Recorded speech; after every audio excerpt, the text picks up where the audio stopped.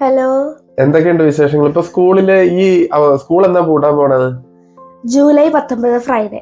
അപ്പൊ ജൂലൈ 2 ആഴ്ച കഴിഞ്ഞ സ്കൂൾ പൂട്ടാൻ പോവാണ്. അപ്പൊ ഈ സ്കൂൾ പൂട്ടണയ്ക്ക് മുമ്പുള്ള ഈ അവസാനത്തെ 2 ആഴ്ച സ്കൂളിൽ എന്താ നടക്കണത്?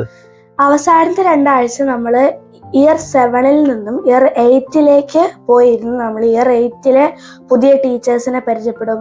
ഇയർ 8-ൽ നമ്മൾ എന്തൊക്കെയാണ് പഠിക്കുക, ഇയർ 8-ലെ അവർ നമ്മളെ കുറിച്ച് എക്സ്പെക്ട് ചെയ്യുന്നത് എന്തൊക്കെയാണ്, അതൊക്കെയാണ് ഈ 2 ആഴ്ചക്കുള്ളിൽ നമ്മൾ പഠിക്കുക.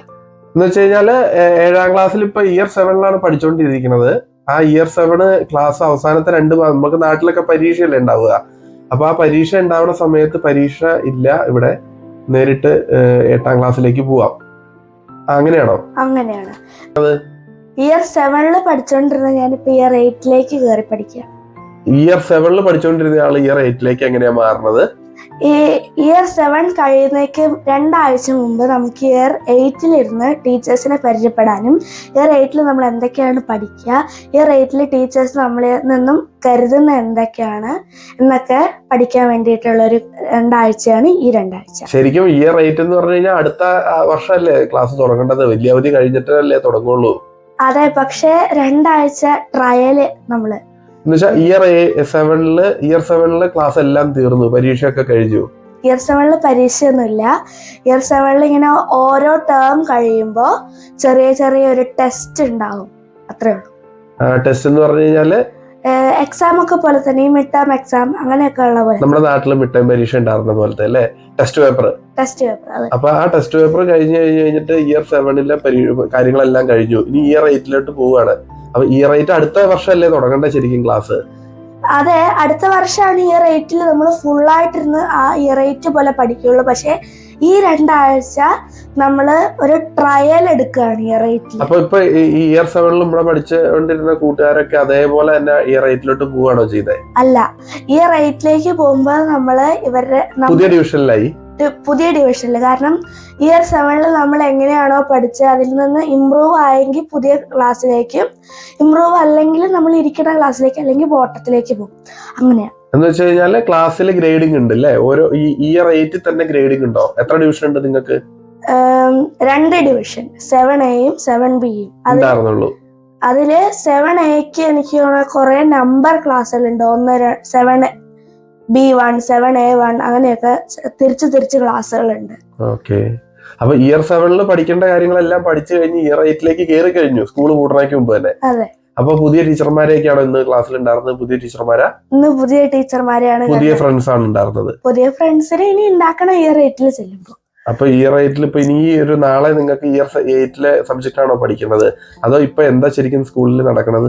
ഇപ്പൊ ഇയർ 7 ഇന്ന് ഞങ്ങള് പഠിച്ച ഇയർ 7-ൽ ഞങ്ങൾ എന്തൊക്കെ പഠിച്ചു എന്നുള്ള ഒരു റീകോൾ മൊഡ്യൂളാണ് ഞങ്ങൾ ഇന്ന് പഠിച്ചത്.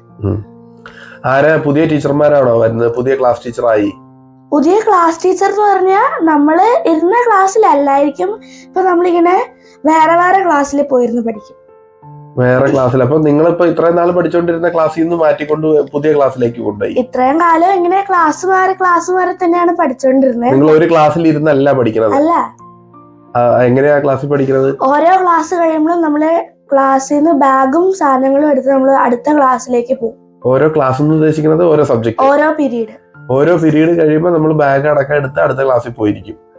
അങ്ങനെ മാറി മാറി നടന്നാണ് ഇതുവരെ പഠിച്ചുകൊണ്ടിരുന്നത്. ഇപ്പൊ ഇനി അടുത്തത് നമ്മള് പുതിയ ക്ലാസ്സുകളിലേക്ക് പോകും. പുതിയ 8-ാം ക്ലാസ്സിലോട്ട് പോയി കഴിഞ്ഞു. എല്ലാവർക്കും ഇങ്ങനെ തന്നെ ഉണ്ടോ? അതോ കഴിഞ്ഞ ദിവസം എന്തോ ഇതിനായിട്ട് പോയിട്ടുണ്ടെന്ന് പറഞ്ഞ വോളണ്ടിയറിങ് അങ്ങനെ എന്തോ? ഇയർ 6-ന് ഇയർ 7-ൽ വന്ന് 2 ദിവസം വന്ന് ട്രയൽ എടുക്കാൻ പറ്റും. അത് ട്രാൻസിഷൻ ഡേ ആണ് അവർക്ക്. അവര് 2 ദിവസം ഇവിടെ വന്ന് സാധാരണ പഠിക്കുന്ന പോലെ പഠിക്കും.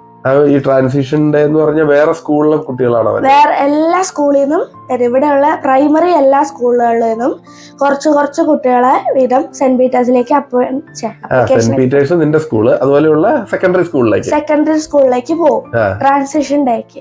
അങ്ങനെ. അപ്പൊ അന്ന് പുതിയ കൊച്ചുങ്ങളെ ആരാണ് കൊണ്ടുവരുന്നത്? പഴയ സ്കൂളിൽ നിന്നുള്ളവരും കൊണ്ടുവരും.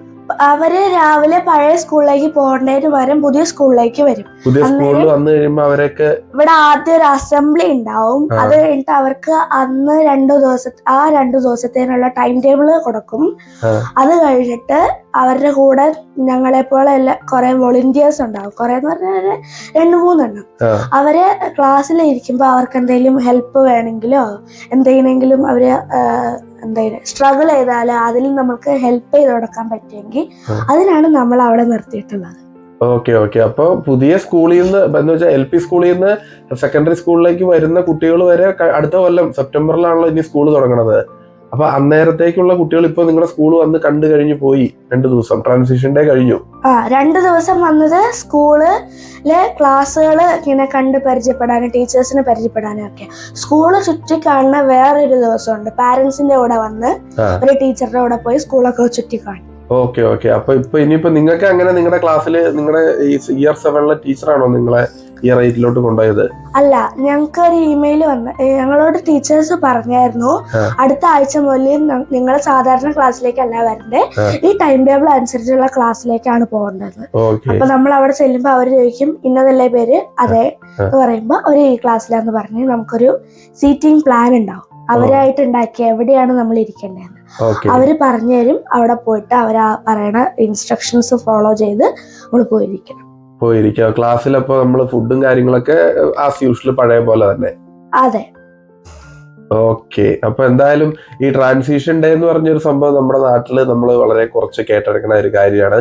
അതുപോലെ തന്നെ ഇങ്ങനെ ഈ 7ാം ക്ലാസ്സിൽ തന്നെ പഠിക്കുമ്പോൾ 8ാം ക്ലാസ്സിൽ പോയിരിക്കാൻ പറ്റുന്ന ഒരു കാര്യം ഞാൻ ആദ്യമായിട്ടാണ് കേൾക്കണത്. എന്തായാലും ഇത്രയും കാര്യങ്ങളൊക്കെ ഷെയർ ചെയ്തതിൽ താങ്ക് യു വെരി മച്ച്.